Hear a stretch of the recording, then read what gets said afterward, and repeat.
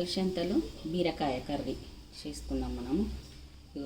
బీరకాయ కట్ చేసుకున్న, టమాటా, పచ్చిమిర్చి, కలియమాకు, పచ్చిమిరపకాయలు,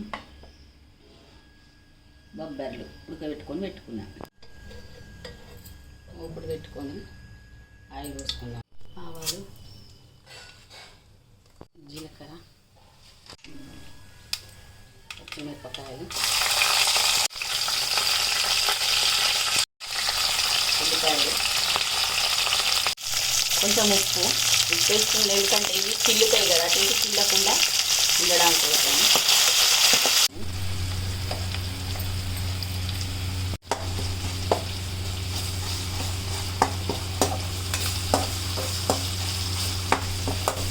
కొంచెం పసుపు,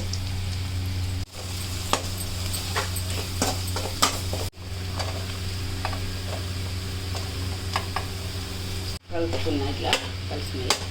మూత పెట్టుకుని కొంచెం మరిగించుకున్నాను. ఇలా అయింది. ఇప్పుడు ఇందులో అలసందలు వేసుకున్నాము.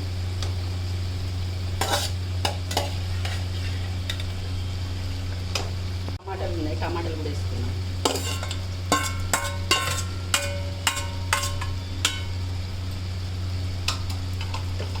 కొంచెం కలుపుకున్నాము.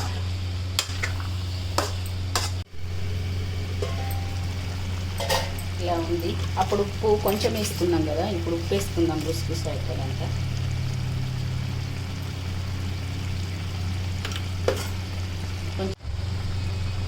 కొంచెం ధనియాల పొడి,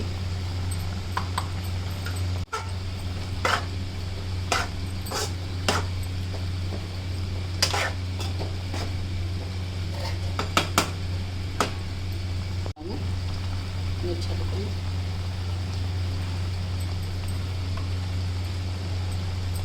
2 నిమిషాలు మగ్గించుకున్నాము. మగ్గించుకొని పొయ్యి కట్టేసుకుంటే అయిపోతుంది.